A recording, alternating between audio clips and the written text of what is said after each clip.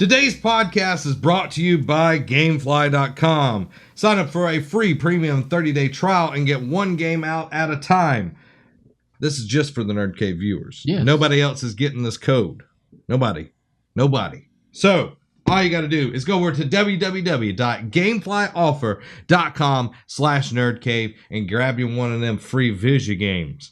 Now, I'm getting Crash Bandicoot in the mail. It should be here tomorrow. I am excited. I would be too. I get to play Crash. Now, most people will be like, oh, let's start at Crash 1. No. Crash 2 is where I'm starting. Then I'm going to go 3, and then I'm going to torture myself by playing 1. Because right. one is the most basic of them. It's the basic white girl of the group. It's true. So we're going to go 2, 3, 1. I'm not going to try to platinum. There's no way in the world I'm going to platinum. But it'll be fun to play. It would be fun because I am going to play it. And the other thing that's coming out this week, so good. Uncharted: The Lost Legacy. And you can get all of that over on Gamefly.com. So go check that out. Now, I am Zach Dykes. This is the Nerd Cave Podcast, and this is episode 220. I'm joined along with the bearded sultan himself, Robbie Ross. Don't you love that? I do. The bearded sultan. You used to hate it so much. When it's there, it's there. It's a compliment. I'm not saying it's I even not. put a sultan hat on you in the last Let's Play that we did, the Star Wall. I appreciate it. I did. I put a little sultan hat for like a few frames. It works. Yeah. And you, I also put a backing track to when y'all were singing "Don't Go Breaking My Heart." Look good in the background. So there it is. Go check it out. We put out Let's Plays each and every week, and you can go over to Patreon and get it early, just How like early? this. You can get it a day early. A day early. Day early. Now the podcast, you can get it 4 days early. You can. You can get everything early over on patreon.com/nerdcave. We've got a lot of awesome tiers. You can support us at the dollar level or higher, and you get a ton of stuff. We're one patron away from getting a monthly game night. And that's the best ones. For me, I enjoy playing the most is the community ones. We're able to play whatever with everybody. Yeah, I love getting to play with the community. It's so much fun. So we're one patron away from hitting that mark. So I'm excited. So go over to patreon.com/nerdcave. Go support us over there. You can get the podcast. You can get the Let's Plays early. And we'll be doing that monthly community game night. And if you don't have any money, that's fine. It's fine. You can go over to youtube.com/nerdcave network or youtube.com/nerdcave gaming and get everything for free. You can. Just share it. That's what we like. We love when people share. Sharing is caring. That's what I think. It could be fun. You remember that commercial? It was the gum commercial. Oh, God. Sharing is caring. It can be fun. Is caring. Yeah. That's all it is. So, each and every week, Robbie drinks from the Matrix cup. He gets the knowledge from the Matrix that is the internet. And the guy is just like, oh, it's a loop. Everything. I can't remember anything about the Matrix. Other than that weird, like, orgy scene that happened in, like, the third one. And you're like, where did this... Like, the first one was so good. And then the second one was... It had that really cool fight scene with Neo and all the Andersons. No, he's not Andersons. The agent. I don't remember his name. Yeah, Agent... guy with glasses. Agent guy with glasses. Him. They had a really hard Lord time. of Rivendell. They had a really hard time picking his name. So that was good, but the rest of the movie is like, eh. And then the third one, it's like, we've got nothing. Let's put a massive orgy in this movie. And if all else fails, orgy. Throw an orgy in it. that George R.R. Martin is clearly a genius because look at HBO, Game of Thrones. It's HBO who's doing it. Yeah. George R. R. Martin. Yeah. So there you go, guys. So spoiler. If you didn't know, did you not know? You've already finished it though. No, I'm saying, we're not going to talk about the spoiler. No, okay. But I'm just saying, who would have thought this was going to happen? Yeah. Tom Cavanaugh is teasing another new Harrison Wells for season 4. In season 1 of The Flash, we learned that Eobard Thawne has disguised himself as Harrison Wells. After murdering the real version following his defeat, the show introduced Harry from Earth 2. And if you haven't finished Season 4, don't read the rest of that paragraph. I have. Remember, okay. We talked about it. Okay, I'm just making sure. I'm not going to finish it. But there's been a lot of Harrison Wells in this universe, okay? There's been a one for each season. Yeah. So, a new one each season. During a recent interview with Comic Book Resources, great website, by the way, definitely should check it out, the actor revealed that Harry will still be on Earth 1 when the season begins, and the plan is to introduce another version down the line. This year we've had a different villain, and so I think there's going to be areas that we could use a different Wells. Kavanaugh teased when the site asked how the show would change Wells yet again. We're going to start with Harry and then find a way, I think, to try to get a different version of Wells in there. Be it some version of Harry or whatnot as the season gaps present themselves. I mean, there is stuff that's involved with the season that we're talking about how Wells might become a different version of Wells, but I think that storyline is too far for me to give up. Now, one thing that I love about The Flash, and I love about Tom Cavanaugh, is that we've actually got to see all the different sides of him, because the first time I've ever seen him act was The Flash, but Amy, on the other hand, saw him as JD's brother in Scrubs. And me, I'm like, oh, this guy's like serious, you know, there's nothing funny about him. And the bathtub scene. Exactly. Oh, bathwater, urine. Eat cake in that bathtub. So, with that, you saw Harrison Wells, the first season Harrison Wells, which was the Reverse Flash. Yes. You saw him as this very serious villain. And then season 2, we see was it Wells or Harry? It was Harry, the second season. Okay. We saw him not necessarily be evil, but he was very smart. He was on the same brain waves as the Reverse Flash, the previous season. And then we saw HR this past season, and that was so annoying until, it just became part of him. But we saw a funnier side of him. We saw a comedic side of him, which is more of Tom Cavanaugh, I think, is where that's his bread and butter. But I love that he didn't start there. He started as a serious character, and we could see him coming back as a serious character if that's what's needed. But having all these different universes, having all these different Earths to pull from, I want the cowboy HR to come in. That's my personal. Like when we were talking about it, that's the one that just popped up into my mind. But I mean, he's still really smart. Yeah, but he's a cowboy. Exactly. But we still will have Earth 2 Wells. But I don't think he stays, because I think he just goes back to Earth 2. Yeah. So I don't think we're going to get him for a long time, because he's already been there. Mm-hmm. So I mean, we have infinite Earths. Yeah. That we can. Crisis on Infinite Earths. But I do like Kavanaugh has been one of the shining lights of this show from the beginning, because we know how CW, DC shows are. They start off and the acting is, but they grow. Yeah, I can 100% honest, the beginning of Arrow was rough. It was rough, but the beginning of Flash, because they had already learned so much the mistakes from Arrow, that they started off a lot stronger. So it was really nice seeing. And the cast was more well-rounded and more has been in the acting industry for long amounts of time. But Kavanaugh coming in, and like you said, first season being completely different than when we are now, I wonder where they're going to take it to see what other level of acting we can take. What other kind of personalities we can bring in, because we've got the super smart guy and a villain. We got a super smart guy that's not a villain, but he deals in the gray area. And then we have a buffoon, necessarily a good-hearted buffoon. He pushes people to be their best. He does, but he is a buffoon. Kavanaugh went on to say that and suggest that we could see the original Earth 1 Wells somehow return despite being killed at the hands of the Reverse Flash. When considering not just this season, but it looks like the Flash I heard contractually is going to run for the next 27 years. there's room to like see what you can do with it, and it seems like an obvious one, but then I think it paints the writers into a corner a little bit because first off, he's dead. He's dead. He's dead. He dead. He dead. He dead.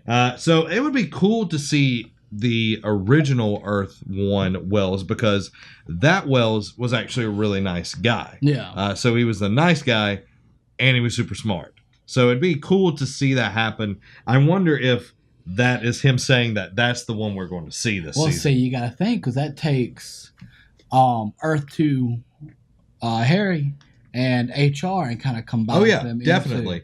And that would be pretty cool too, seeing even a combination of HR and Wells. Yeah. So we get Harrison Wells then. HR Wells. Orson Welles? Sure.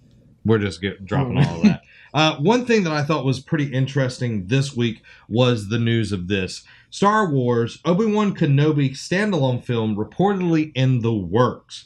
I'm excited. I am so excited. We're getting Han Solo, and now this one looks like it's going to be the next one up to be recorded, to be filmed. It needs to. This is one of the stories that everybody wants to know more of. Like I saw one, it was like Obi-Wan, the high ground, because that's I have the high ground. But it just looks so like, because this is the story that everybody wants. Everybody wants to see Obi-Wan, and now because. What did he do on Tatooine? Unless you read the books, you don't know. You don't know. So getting into it, there has been no word from Ewan McGregor that he will return for the role. He needs to. A standalone Obi-Wan Kenobi Star Wars film is reportedly in the works, and a possible director is supposedly in early talks for the project. Sources have told The Hollywood Reporter that Obi-Wan film project currently has no script or stars attached to it, but Billy Elliot, director Stephen Daldry is reportedly in early talks to helm the film.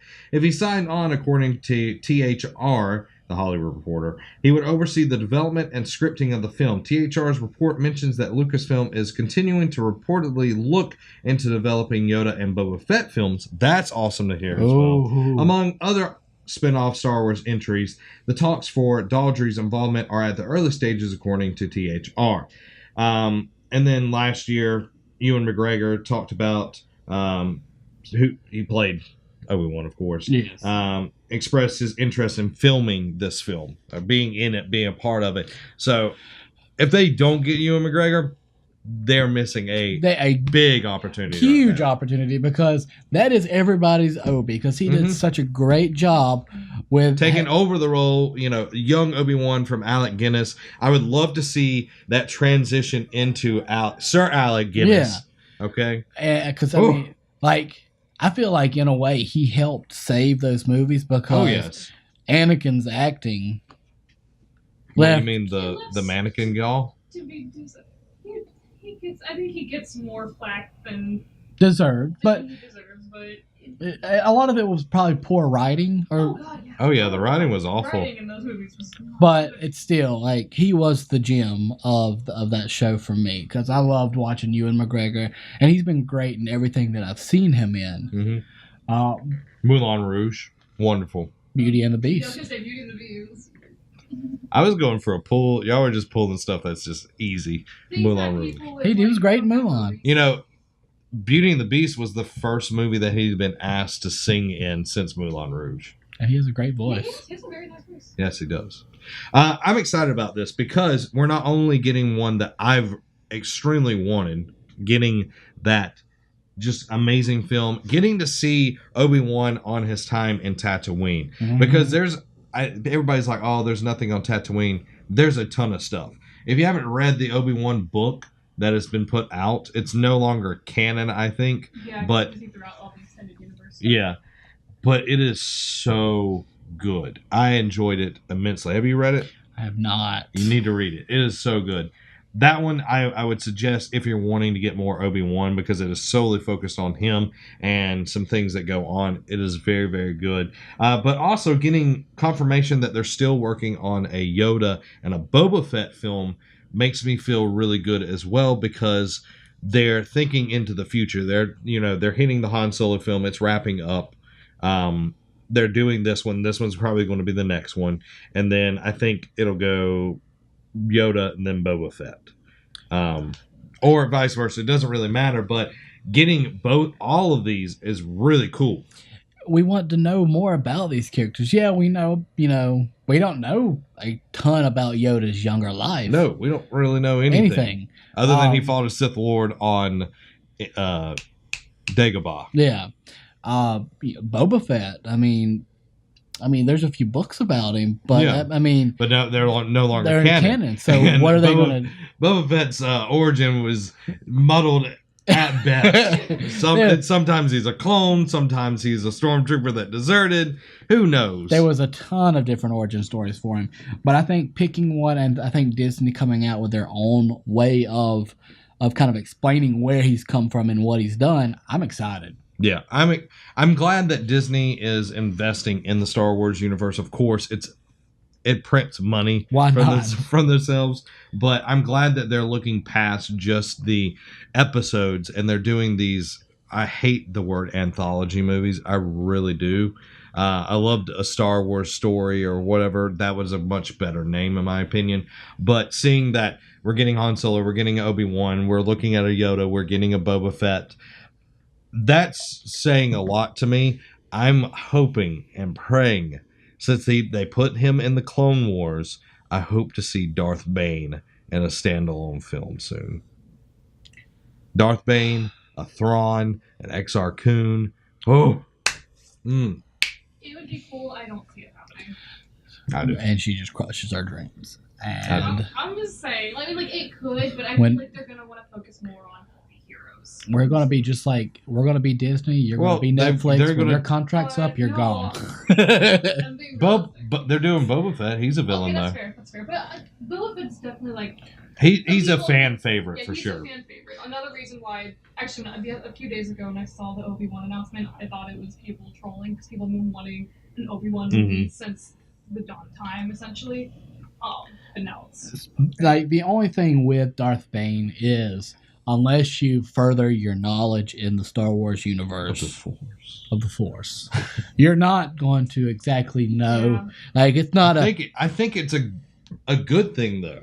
Like I think we get all of these good ones. If it has Star Wars in front of it, it's going to sell. It is, because there's a ton of people who do know, and like I would probably go see it 2 or 3 times. I would spend my whole paycheck just to watch it, over and over and over again. me and Zach. How long have you been? Which one are you on? 8. Okay, cool. I'm on 9. Let's. But it's all awesome. The next Star Wars film is going to hit theaters December 15th, and that, of course, is The Last Jedi. Oh, it's going to be good. Now, something that is bad. Oh, no. The Inhumans director reveals that Marvel wanted the show to be made quickly and cheaply. And, of course, if you've watched the trailer, you cannot deny this. It looks like dog mess. Yeah, like Marvel has been doing, really good things, and I think this is the first. This is the first mess up. The speed bump. This is going to be our speed bump. Mm-hmm. We thought it was going to be Ant-Man. Ant-Man turned out pretty good. We loved it. Yeah. But this is bad. And this is under their umbrella. Yep. Like this is not, Fox doing something with X-Men or anything like that, which has been apparently really good with Legion and all of that. But this is something that they control. Agents of S.H.I.E.L.D. is apparently pretty good nowadays and everything. But this looks awful.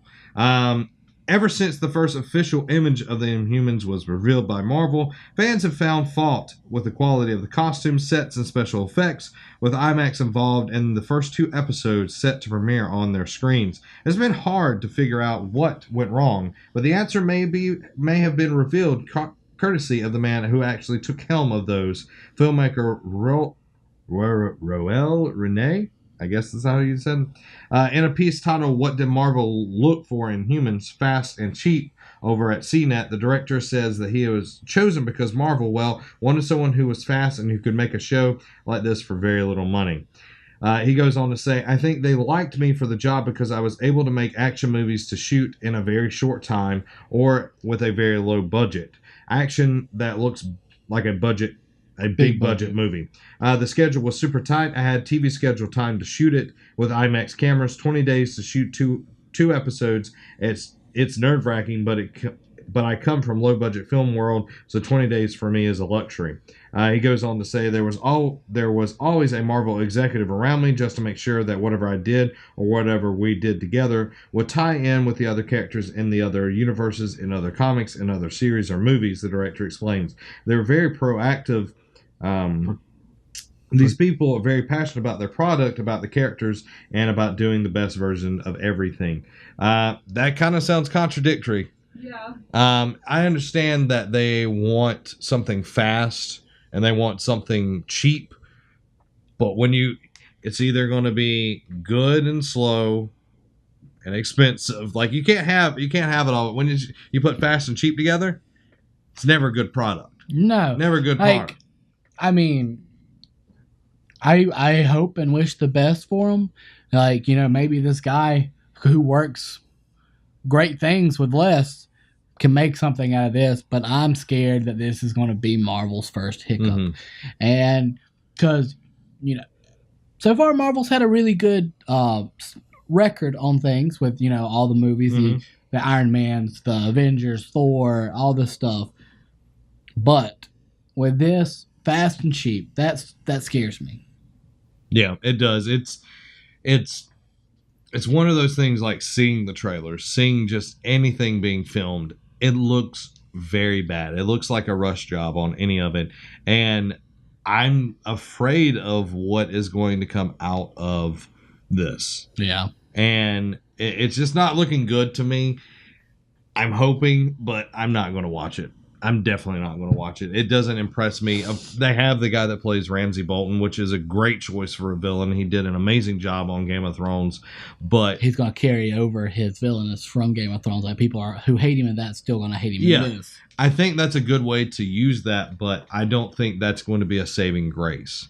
And I think the dog is going to be the only thing that makes anybody care about that show. Yeah. So, and in other news, we're going to keep going with the Disney theme that we got going on here. Last week we talked about Netflix and Disney kind of separating themselves. Disney's going to leave in 2019 and with their movies, and they'd figure out the Netflix originals with all of that later. Well, apparently from reports from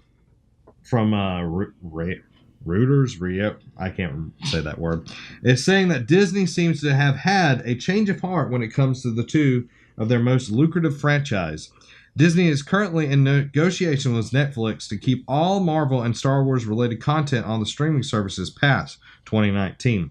Disney CEO Bob Iger initially had said that he didn't know what would happen with the two franchises since Disney would be ending their contract with Netflix. However, Netflix Chief Content Officer Ted Sarandos said that the talks to keep the Marvel and Star Wars in their library after 2019 cutoff date are currently ongoing. Disney had no comment on the matter, but Sarandos believes that Disney's streaming services will be complementary to Netflix. So, Allie kind of mentioned this. This is not done, okay? This is not done. This is something that's going to keep going, and Netflix is going to get into a place where they need Disney, and Disney is going to take them over at that point in time. I know Disney. Okay. Disney's a conglomerate. They are, and they like to play the long game. Mm-hmm. Because they can. They've got everything. Literally, Scrooge McDuck's water tower full of gold has nothing on the amount of wealth Disney has. No, you're not wrong. It does. It is crazy of all the properties they own. They have Pixar. They have Star Wars. They have Marvel. They have all the Disney classic movies. Yeah. They have ESPN. Mm-hmm. Right? They have the ABC Family. Yeah. And all that stuff. Not to mention the Disney Channel. Yeah, the Disney Channel. Bob Iger right now, he's swimming in his own money tower. I thought you were about to say he's swimming in his own urine. That's he could be. That's how just rich he is. When you're wealthy, you can swim in your own urine. I mean you heard it here. You get gold colored pool water, but then it kind of looks like urine. No, it is straight up urine. He swims in just liquid gold, but then he'd probably die because, Yeah, it'd get in your pores. Kind of like the girl from that James Bond movie, The Man with the Golden Gun, where she's all painted gold in his bed and she's dead. And he's like, oh. Probably shouldn't have done that. Yeah. Like, he's like, oh, well, that's unfortunate. Let me go find another. Such a misogynist. Anyway, Jessica Jones Season 2. We'll see the return of David Tennant as the villainous Kilgrave. We've talked about this several times. We're like, what are they going to do for a villain? They don't really have anything for a villain. No. And now we're hearing David Tennant's coming back. Everybody was like, oh, David Tennant played a bad guy? It's not going to work out. Oh, my God, David Tennant was amazing as Kilgrave. You know, he killed it. It really does kill me because... we're using kill. Get it? Kilgrave. But people that I talk to, they're like, oh, yeah, I'm going to rank the Disney Netflix movies. Daredevil, Luke Cage, Iron Fist, Jessica Jones. Or they'll switch Jessica Jones and Iron Fist. No, it's Daredevil, Jessica Jones, Luke Cage. I didn't watch all of Iron Fist. That's the one I hear most. Iron Fist, it had its bad moments. The last 3 episodes were great, but it was all bad to the 3 last episodes. Yeah, I mean, you gotta get through some stuff. There were some high points throughout the whole season. Yeah. Like when you get high and like, oh, yeah, you're like, Iron Fist. But the people, like, they're like, just not a lot of action. It wasn't a lot. It's like, but it was mind games. Like, that's what I love seeing. Like, yeah, there wasn't a lot of her. You talking about Jessica Jones? Yes. Okay. There wasn't a lot of her using her superpowers and everything like that. It was detective work. It's what a Batman movie should be. But, like, you know, she's a detective. I'm not trying to throw my friends under the bus, but Jake Sasser, Chris Haskins, Willis Cannon, enjoy the bus because it is a great show. It is a great show. Like, I don't know what you're doing out there. You know, like 1,000 cuts. That scene was intense. Like I said, Daredevil's number 1 for me. But I have Jessica Jones. I've had Jessica Jones at number 2. Like, when they were like, oh, this is mine. They're like, dude, you're freaking crazy. I'm like, you guys just don't understand good TV. Like, especially if you're putting freaking Iron Fist before Jessica Jones. That they didn't do that. Iron Fist was down below for them. Now, Luke Cage was pretty good, but the writing for that whole season was mediocre at best. Like, it had some big points, but then it just kind of trailed off, in my opinion. But anyway, Kilgrave will return to torment Kristen Ritter's Jessica Jones for the upcoming second season of Marvel and Netflix series. The EW has just confirmed the news with an exclusive Snap of Ritter alongside David Tennant, who will reprise the role of the powerful villain. Kilgrave was a firm fan favorite, so the news of his return should go down well, although there is a question of how he'll manage to resurrect himself after Jones very clearly murdered him via neck snapping in the season 1 finale. Could it be a flashback, perhaps? Possibly. Maybe it's PTSD. Yeah, that's what I was gonna say. It's like all in her mind. That would be interesting. Because I mean, you saw this isn't a spoiler, but the first episode of The Defenders, like she's still heavily drinking. Well, heavily drinking. Oh, that's healthy. Yeah. That's real. Like, she has coffee in the morning, and she... Well, she did that in the first season. Yeah, but I'm saying, like it was, like, early in the morning, and, like, you see her... There's alcohol bottles in her room, and she's walking with her blonde-haired friend. I can't remember her name. She's like, oh, here's your coffee. She's like, does this have whiskey in it? She's like, oh, sorry, that's mine. Oh, you know what else could be yours? Some Loot Crate goodness. For you, the listeners, the viewers of the Nerd Cave... You can go over to Loot Crate. They're offering an opportunity to save 10% on any new subscription at lootcrate.com. All you have to do is enter Bridge10 at checkout to get 10% savings. Now, if you don't know anything about Loot Crate, it's Comic-Con in a box. Yeah. It's like, hey, you like Jessica Jones? Here's some Jessica Jones good. Oh, you like Game of Thrones? Yeah, you like The Matrix? We're not putting an orgy in a box, but You got it all there. It's all that goodness. We're giving you what you need to make your own orgy. No, that's a different service. Different service. Different service. We're not sponsored by that. It is the best geek and gamer gear that you can get, from collectibles, apparel, tech gadgets, art, and other epic gear. All of it's there. Loot Crate. It's a monthly subscription. All you got to pay is $20, and with this, you get 10% off of that from 6 to 8 items each month.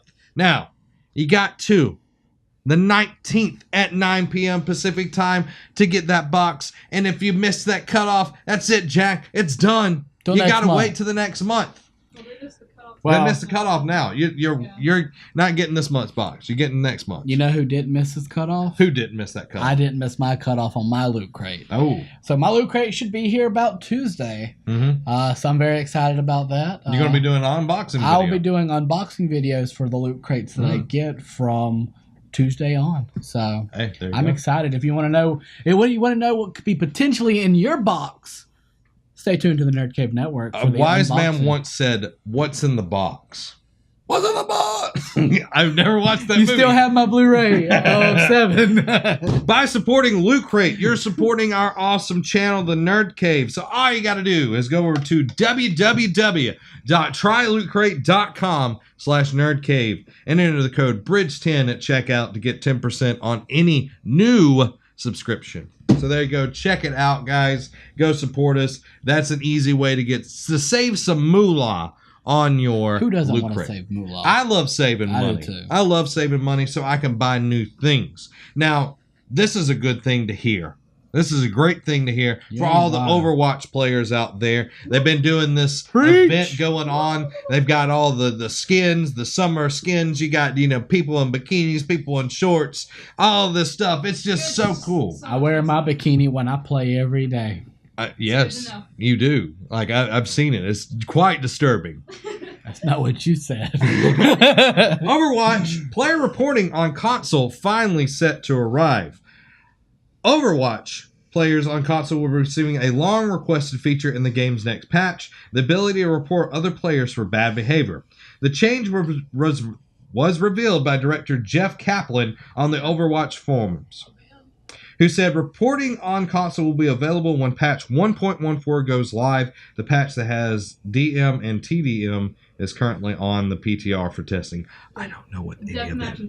There you go. I got you. It's not clear when that patch will be released fully. While PC players have been able to report players for toxic behavior, cheating, or poorly play for some time, console players have only been able to use PSN and Xbox Live's own reporting tools, which are simply not as useful or accurate in pinpointing when a player has done wrong. Kaplan made it clear that this is only the first step.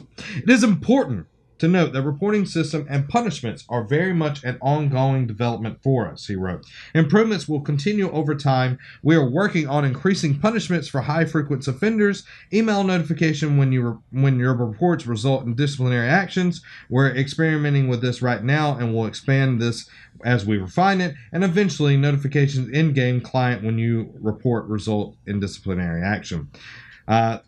So this is a good thing. It is. This is a needed thing, because if you ever play Overwatch or you play any kind of online game, you've always got those dirt bags. Those people that... A lot of dirt bags. Lots of dirt bags. They miss the cutoff on their Loot Crate, and they're just taking it out on everybody. Okay? And they're not delivering the payload. They're, just getting in the way. They're just being that person. They're being a Derek Diamond, if I can say myself. Now, what I get is a lot of people who just leave there.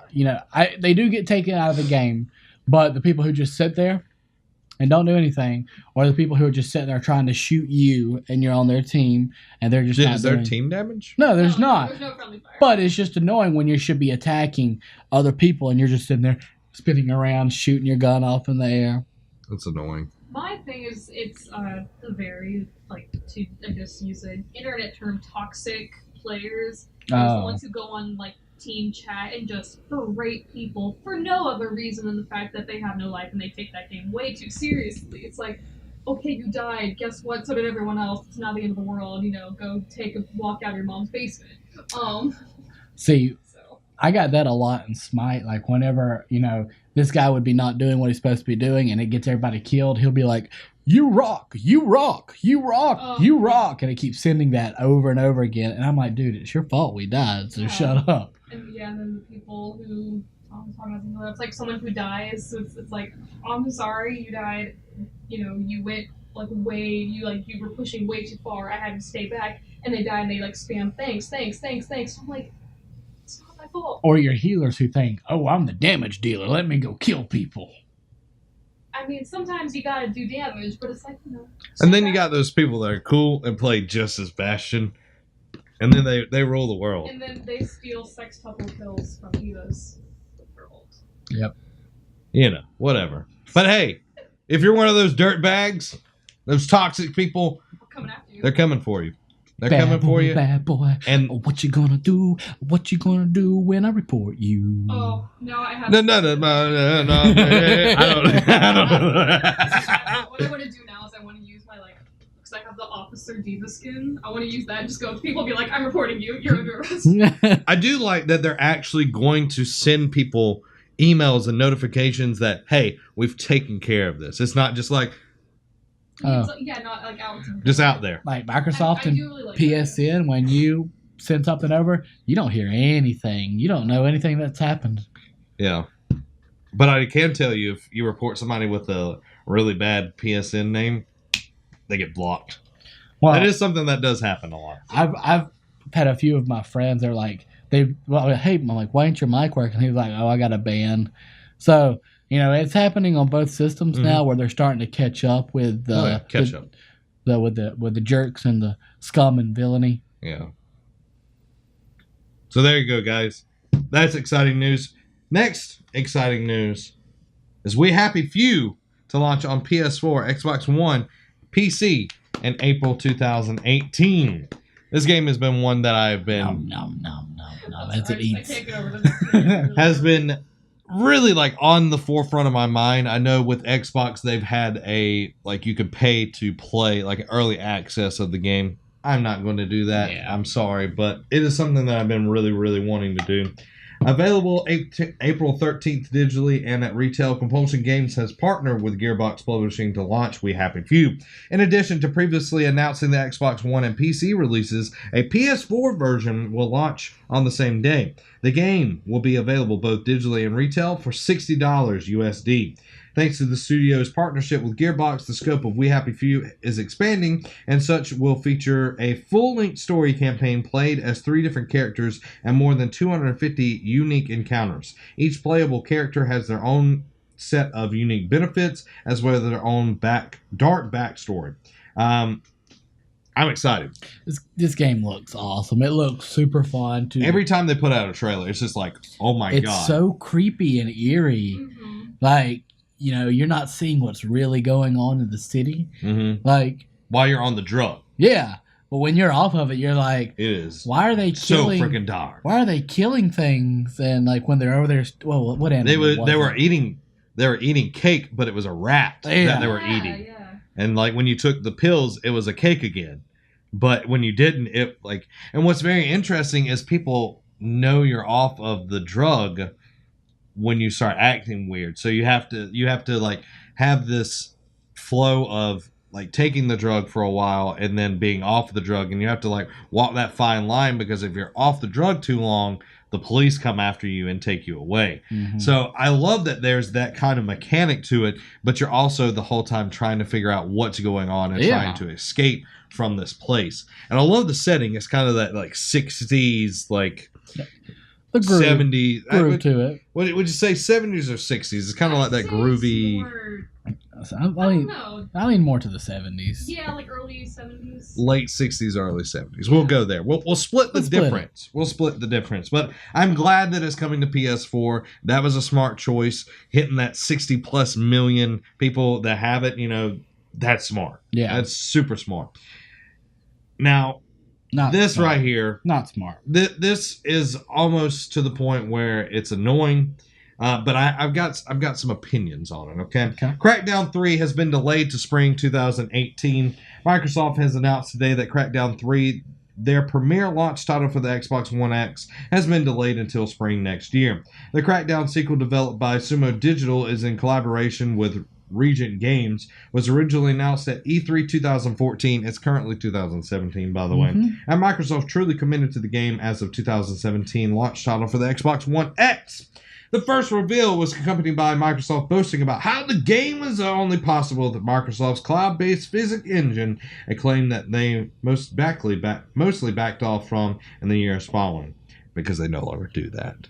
But anyway, Crackdown 3 was last shown at E3 2017, where it was revealed that the game will star actor Terry Crews. The Xbox One X is scheduled for release on November 7th, 2017 originally, and now it's been pushed into 2018. Now, that's big. Oh, yeah. It's supposed to be the Xbox One X launch title. No longer a launch title. What's pushing this system now? Nothing. Just the name. Just the name. And if you have a 4K TV, you want that luxury item. Oh, yeah. That's pretty much what it is. Go ahead and buy it. But there's nothing being tied to it that is going to actually use all the components as of now. Yeah. Okay, as of now. With me seeing that they're pushing this back, it says a lot. We've seen a lot of closures happen. We're seeing a lot of changes happening in Xbox. I have nothing against Phil Spencer. He's been doing a great job. I think once Phil Spencer took over Xbox, he had hard decisions to make, and he has started making those decisions. And you're seeing Xbox sort of right the path. Yeah. But the games that we have coming out, the only ones I can think of are Crackdown. We have Sea of Thieves, and there's like two more I want to say that are exclusive, first-party titles to the console. But not all of it's bad. You saw Scalebound get canceled. You saw Lionhead get closed. You saw all of these things happening. But it's at this point where we're not going to put out a bad product. And I'm okay with that. I can accept this. It doesn't bode well to me at the same time, though. But I'm glad they're not putting out a game that's not finished and then expecting the DLC to fix it. No Man's Sky, okay? It took them almost a year to finally get the game to where it should have been at launch.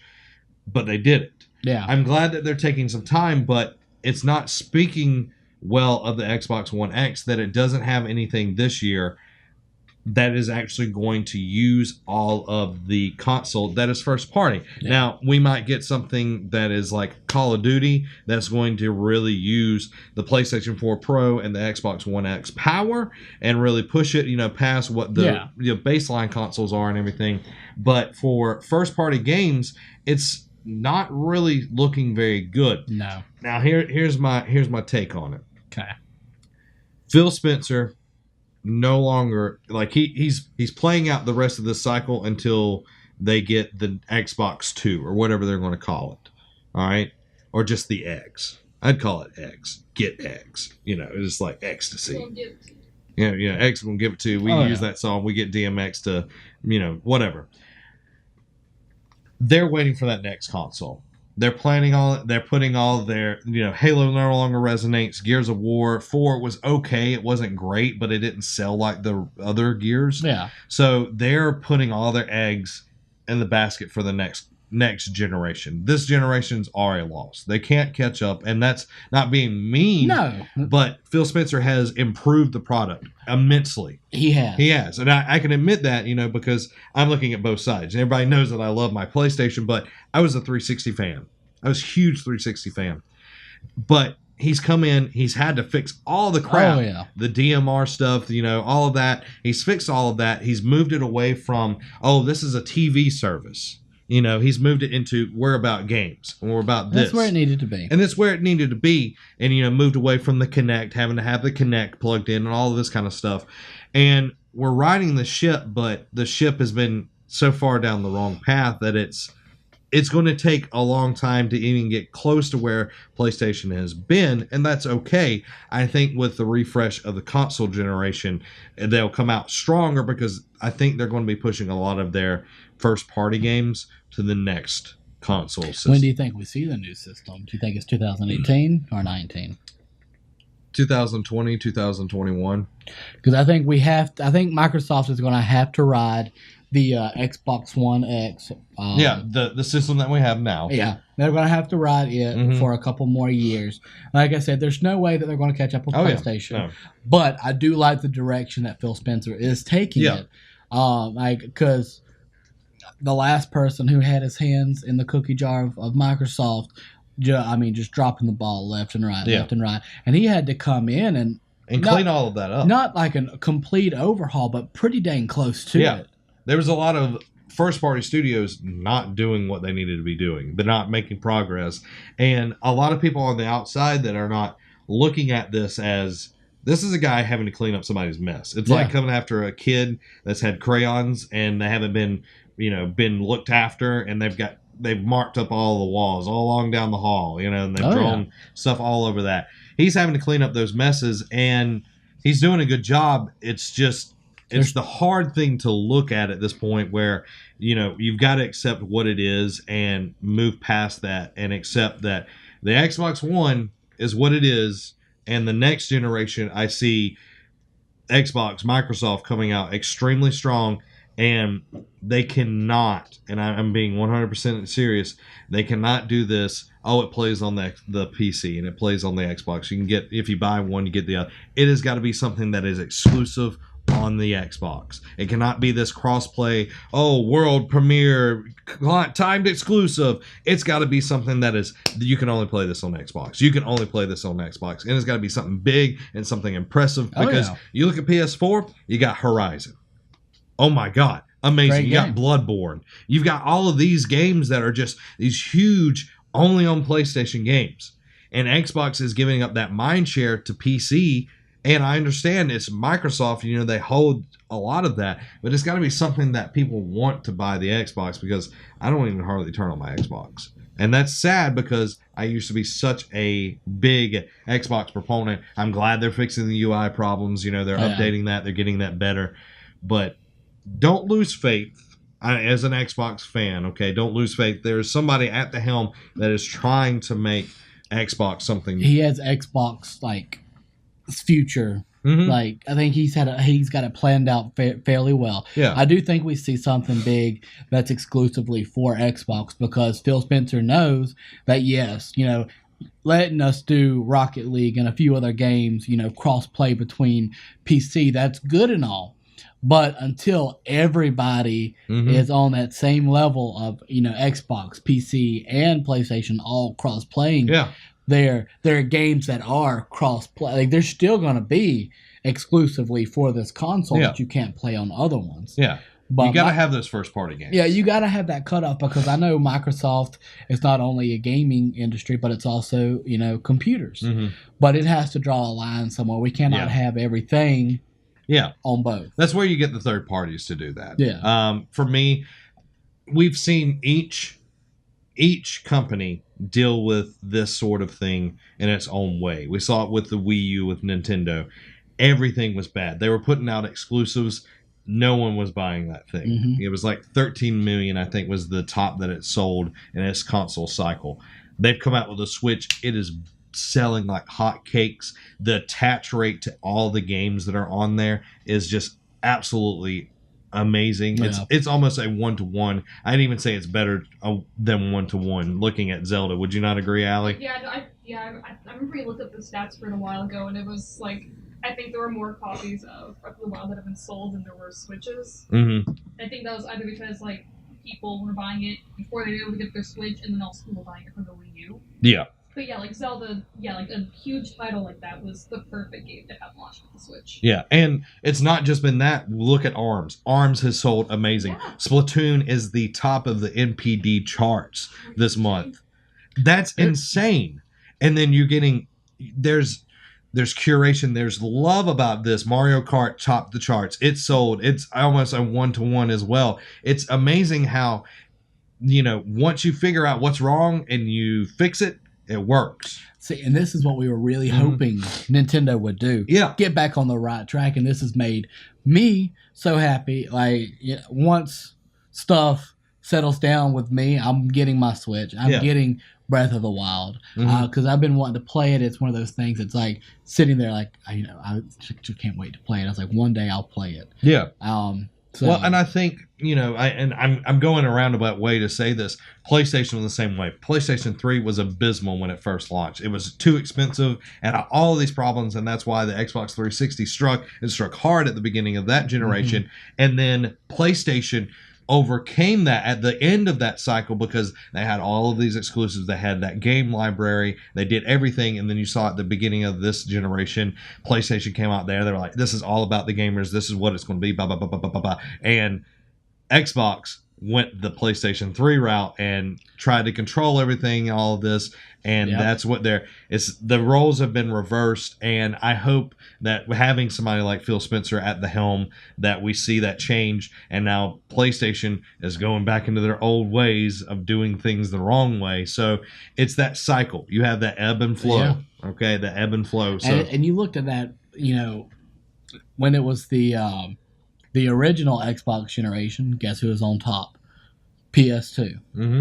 Everybody had a PlayStation 2. Amen. I had both, but I love my PlayStation 2. Oh, yeah. I love PlayStation 2. And then it switched, like you said, Xbox 360, and then PlayStation 3 was And then, it's just always going to keep going like that.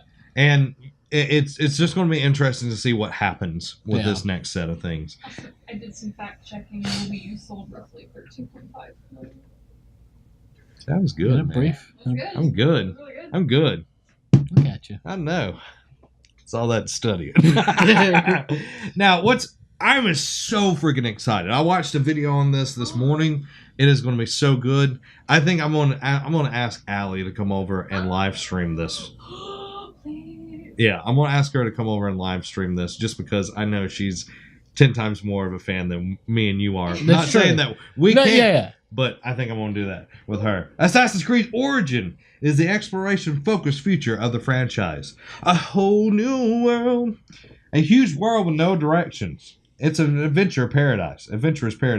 Assassin's Creed Origin is the most open-world Assassin's Creed game Ubisoft has ever created. It stretches and pushes the boundaries of a historical sandbox, fundamentally restructures the way missions are delivered and played, and places an almost singular focus on exploration and discovery. Origins may be the beginning of the series from a chronological and story standpoint, but from what I've seen behind the scenes, its emphasis on an exploration and freedom is creating the future of the franchise. Now, I'm not going to read all of that. What I've seen and what I've heard has been absolutely amazing. I watched 18 minutes of gameplay. Did you watch it? Yeah, I meant to text you back, but I forgot. Did you watch it? I'm 10 minutes into it. Okay. So we're seeing a side mission take place in the Great Pyramids. And you could leave, you can come back. But it is so much different. Like the gameplay is just combat itself is so much more in depth. But I love that there are several different ways you can go about achieving your goal here. You could be stealthy the whole time and not kill anybody except for the last person. You could go in swords a-swinging and kill everybody. You could do a mix of everything. And I love that. And I love that the character is not this like young whippersnapper. He's about 30 years old. He's respected. He has a respected position, which is a magi. And you need to watch the video that's up on IGN right now. I got my southern drawl up here. Right now. And it is very good about explaining what the main character is. But seeing that gameplay and seeing the end of it, the kids that are walking or going to Memphis at the very end of it, you literally could find them on their way to Memphis. Like later on, you could like be going to Memphis to visit that place, and you would find them like they travel in real time. Really? Like however long it takes to walk to Memphis is how long it's going to take for those NPCs to get to Memphis. Huh. So that is super cool to me that they're putting in all of these things, and the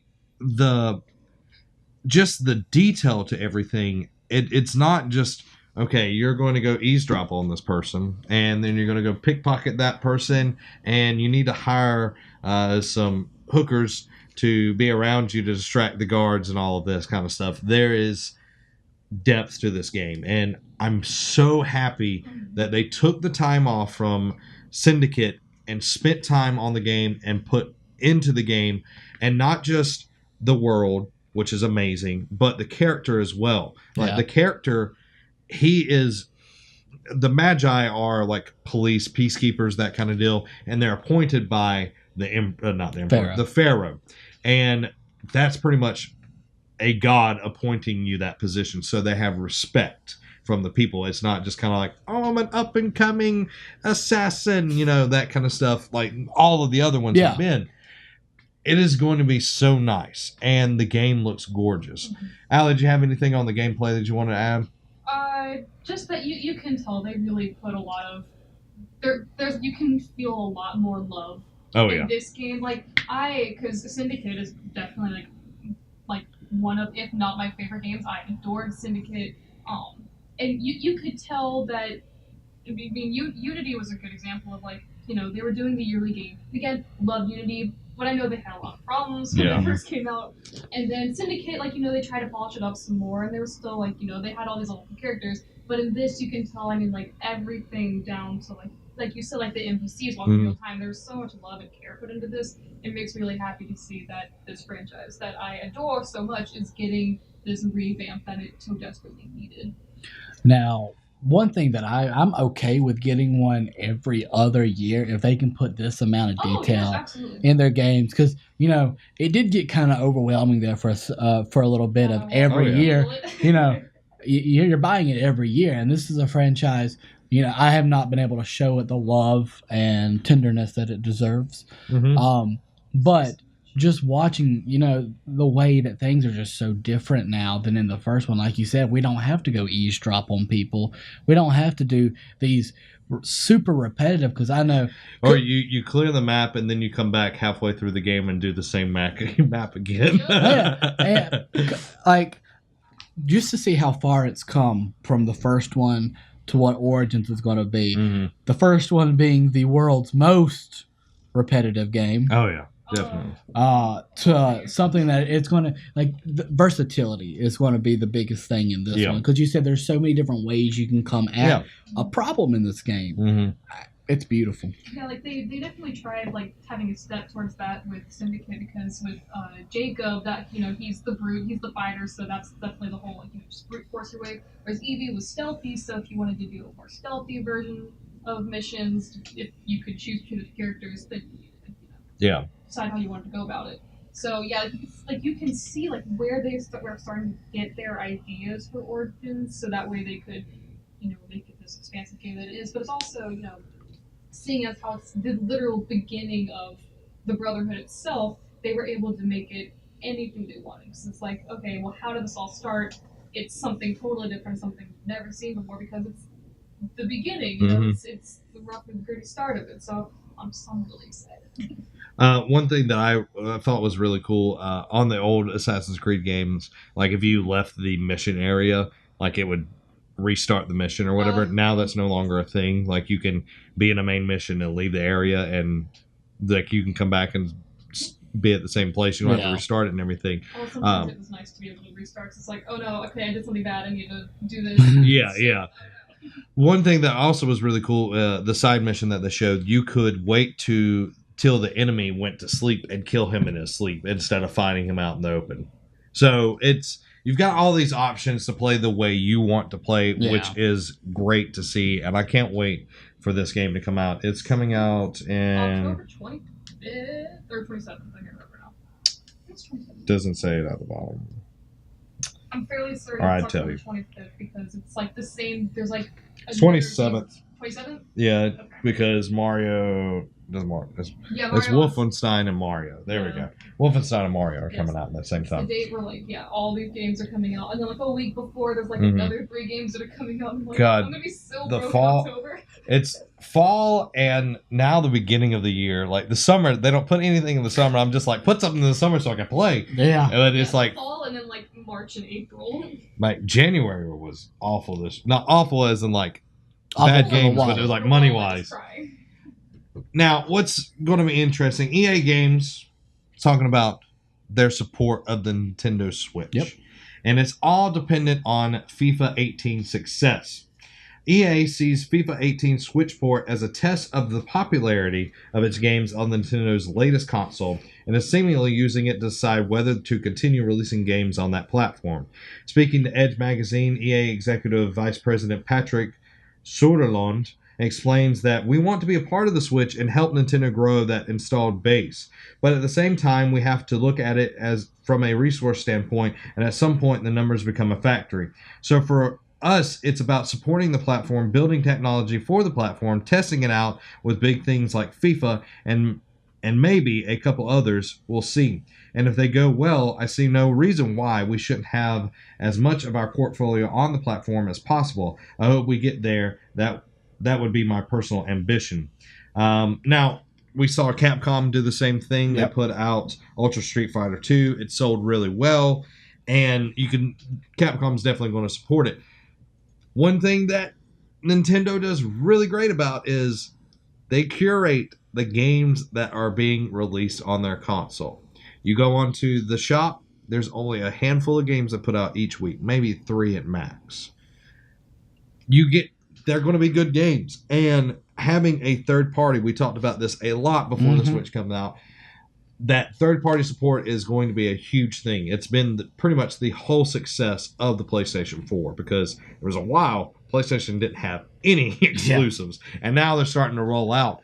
But if you're wanting to see EA's games on there, their sports games or any games that they put out, it's going. Of course, they'll be a little bit different because the Nintendo Switch is very underpowered compared to the other systems. But if you want something that's on the go, if you want to, maybe get a Madden that's on the go again, this is the way to do it. Support FIFA 18. I'm not going to buy it because I don't care anything about FIFA, but that is their hugest install base. So putting that one out first is the best way.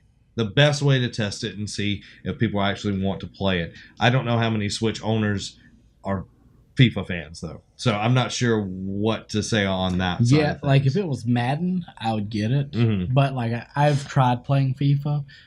It just does not work well for me. You got to scream goal a lot. Even if you're not getting goals, you just scream goal a lot. I think that's why they're so excited, because it doesn't happen that often. That's why they scream. They're like, goal! Oh my God! I spent 4 hours. One goal! So I like that they're going that route. They're not just, we're going to fully support it. I understand their shyness about it, because they got burnt pretty bad back on the Wii U. So they're not wanting to repeat that process, and I respect them for that. It's very understandable. Yeah, I respect them for that. Now, you're going to be excited about this. I am. Everybody out there that's got this thing is going to be excited about this. They're going to just run around crazy. Mewtwo is coming soon to Pokemon Go by appointment only. And you get invites, like based off of everything that I've heard. Like that's why I've been trying to raid a lot more. Mm-hmm. If you've done a raid at a gym where Mewtwo is going to be, you'll get an invitation for that one. We don't know yet how long it's going to take, like how far back they're going to go, whether it's a day, a week, a month release of raids. Yeah. How long you've had to beat a Pokemon in that raid. So we're just going to have to kind of see where it goes from there. Yeah, so these are the exclusive raids. Right now we have regular raids that, deal with the legendaries that are out right now, which are Articuno, Moltres, Lugia, and Zapdos. And those were today through August 31st. That's when the cutoff for those go? Yeah, they'll become less likely. Less likely. Okay. I think this is a good thing. This started in Japan. They had a thing over there, and a lot of people went over there. A lot of people played. A lot of people got it. Quite a few million, which I'm glad that they learned from GoFest in Chicago, because that was a crap show. I want to say something else, but it was a crap show. It was a garbage truck on fire. It was a crap fest. Instead of PokeFest, it was a crap fest. Comparing it, they're like, it's the with the Holy Trinity. There was DashCon 2014 Fire Festival, I think it was, and then the Chicago Go, whatever. Chicago. It was Pokemon Go Fest. Yeah, that's what they should have been called. It was horrible, but I'm glad they learned. Like they got with the with Verizon, Sprint, AT&T, and it was like, hey, you need to up your towers and everything, so we can actually not have login issues and crap like that. So a lot of stuff was fixed. Now, Niantic is definitely facing the challenge of every MMO ever, and that's the in-game type deal where you've caught all the Pokemon and you spent a ton of time in there. What do you do next? And they're putting stuff out there. They're going to have to keep putting stuff out there, and thankfully they've got a ton of Pokemon to draw from to keep putting out, every 6 months or whatever, another 150 or whatever. So we're only at Gen 2 right now. Yeah. They've got plenty of time. They got a ton of time to do it, but they've also got to keep it fresh and interesting. But they also have to balance it with the new players that are coming in that haven't done it, or the people that have, stopped playing and then come back to it. Because at this point, you're pretty much not even useful until you get higher level. Like you're not going to win a gym at this point in time if you're just starting. You know what I mean? You know what I mean? I know what you mean. You know what I mean?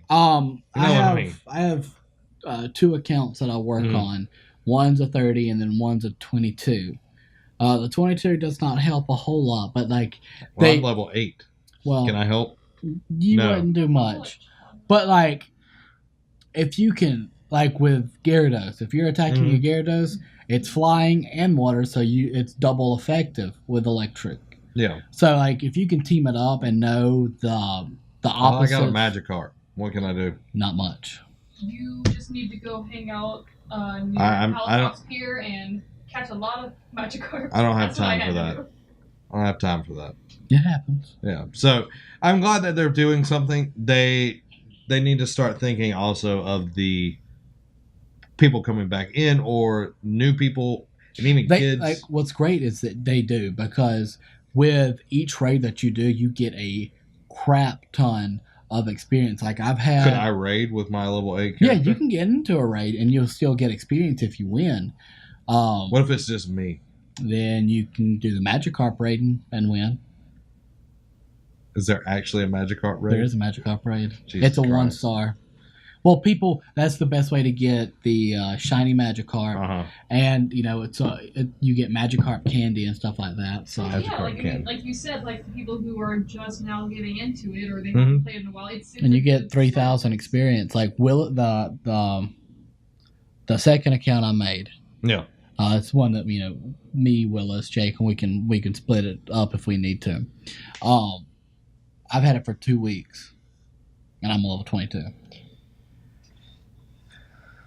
To each his own, I guess. Like I said, because I do. Yeah. Look, if you throw you're always Pokemon going though. Well, every time I turn on my phone, it's like, hey, let's go, Pokemon.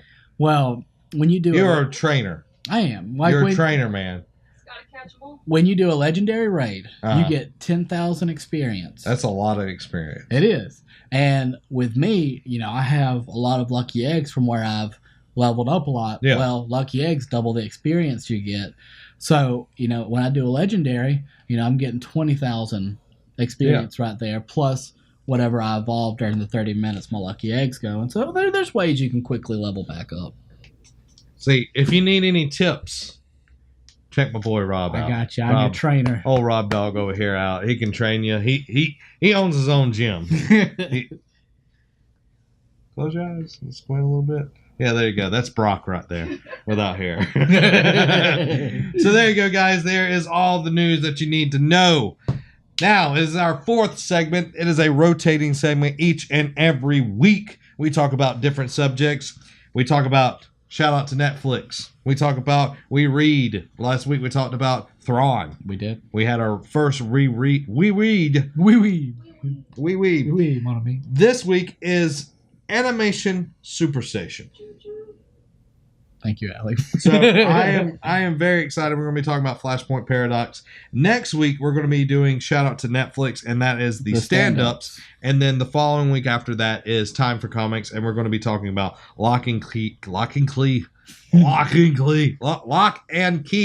Volume 1. So you need to go check that out. Do your reading so we can talk about it. Watch the stand-ups over on Netflix before Netflix gets bought out by Disney. Because it's going to happen. Oh, yeah. Talked about that earlier. You can go check that out. All right. Animation Superstation. We're talking about Flashpoint Paradox.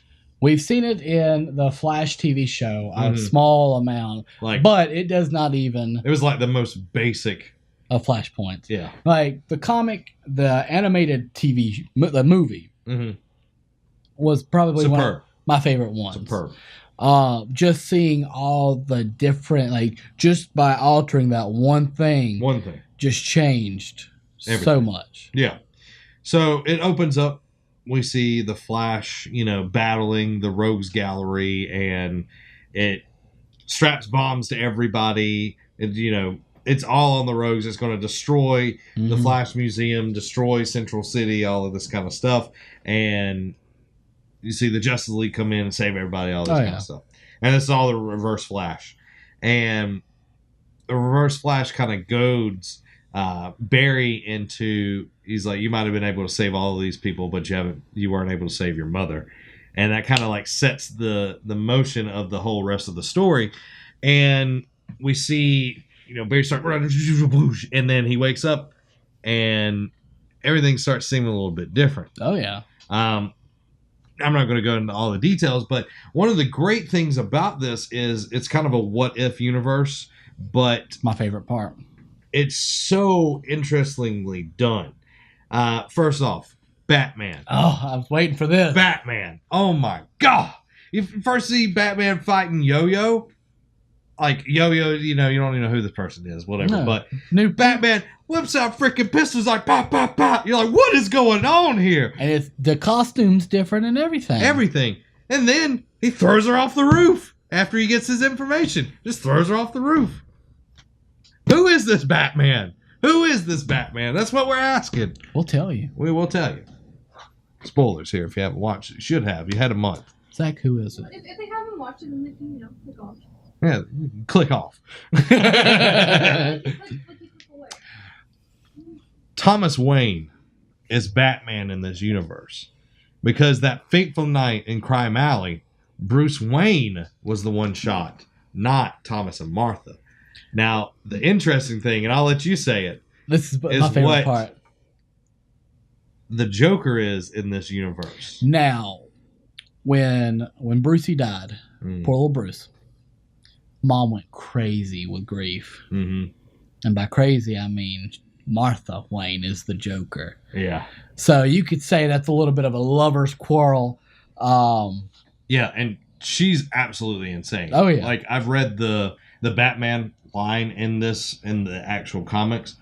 She's worse than the regular Joker. See, I haven't read that, but She is crazier than the regular Joker. And that's crazy. So Batman is there. There's no Superman anywhere. Nobody has never heard of Superman. None of that. And we didn't talk about it. Barry doesn't have any powers at this point either. Yes. Cyborg's working for the government. Cyborg's pretty much the same as is. The big issue, though, in this whole universe is Wonder Woman and Aquaman are at war with each other. And Themyscira has taken over all of Europe, and Aquaman is sinking part of that part of the world. Yeah. And the whole reason they're fighting is because there was a misunderstanding that resulted into Aquaman was boning Wonder Woman, and Mira, his wife, didn't like that, and then Wonder Woman chopped her head off and threw it at Aquaman's feet. Yep. So, needless to say, not a good time. So they're at war, and that's the big issue. Cyborg is trying to get Batman into his fold to try to unite all of the rest of the heroes that are there to fight Aquaman and Wonder Woman to stop this war, because if it keeps going, it's going to wipe everybody out. Oh, yeah. And Batman wants nothing to do with all of this. Wants nothing to do with it. So none of the superheroes want to be in this. If Batman, the greatest tactician in the world, doesn't want to be a part of this crusade to save the world's dead. That's how they feel. And how the president feels. The president in this, Barack Obama. I thought that was really cool. Yeah. Thought that was really cool that they brought that in. Now, we see Barry get into the Batcave. And he starts talking to Batman, and Batman just goes berserk. He's like, "How did you know this here?" Like, starts beating the ever-loving crap out of him. He just keeps saying Bruce. He's like he gets to the point, like, he starts breaking Barry's fingers. He's like, "Say that name again, and I'll break another finger." And it gets to the point where, like, he's able to explain, and then Thomas is not really believing him. And anyway, this movie, I'll let you talk some. I'm talking a lot. This movie's so freaking good. That's why I'm just kind of like going. Just seeing, like you said, just the slight like miscalculation of how everybody's life turned out, because butterfly effect. Yeah, everybody was like Biffles in the original world, but in Flashpoint, everybody's trying to kill themselves. Batman's not really Batman anymore. There's these different villains and everything. And like you said, when Batman is not wanting to help out, that's like it's hopeless. When Captain Cold is Citizen Cold and he's the hero of Central City, there's something wrong here. Yeah, and that was my favorite part, is just seeing how everything changed just a little bit. And like, I know we joke about you being the more emotional one. I still get pretty choked up over things. That last scene. Oh, child. That last scene. Oh, child. When Barry hands Bruce a handwritten letter from his father, Thomas. And he reads it. And then you see Batman tear up. He cries. The stoic Batman. I was like... it was very emotional for me. Barry's one heck of a messenger. He is. And he said it in the show. Just like the creators of this, Jeff Johns. Genius. And to get him to help with the new movie coming out. Oh, yeah. I'm excited for that. I am. I think it's going to be great. I hope it goes way deeper than the Flash TV show. Yeah. Because... Flash TV show is like bare minimum. Yeah, and even that little bit was still interesting, and it still has lasting effects on Arrow and Flash. But they have to go it deeper. I think it's going to be amazing. Jeff Johns is a genius just for coming up with this idea. Oh yeah, it was fantastic. I think my favorite part is, the whole time the Flash is thinking that the Reverse Flash has caused this. And the climax of it is when they finally are face to face. And the Reverse Flash reveals the truth that he didn't change anything. He didn't mess with the timeline. It was actually Barry. And Barry's the reason why this whole world exists and why everyone's dying. And if you watch the movie, you see how graphic it is. It's probably the most graphic of all the DC movies. Like, people are getting their arms chopped off. People are getting choked to death. It's amazing to see how far they went to recreate the comic. But you see Barry realize that he is the reason why all of these people are in pain and in suffering. And that all of his friends are pretty much dead. And then just... like, seeing that realization and knowing what he has to do. Like, he has to destroy this world pretty much to save his own world. But thankfully, there's a nuclear blast happening, so it had to happen anyway. Yeah. And I love the little things that the Reverse Flash did to just mess with Barry. Like, when he presses his ring, and the Reverse Flash suit comes out instead of his. It's just the little subtle mind games that he was playing.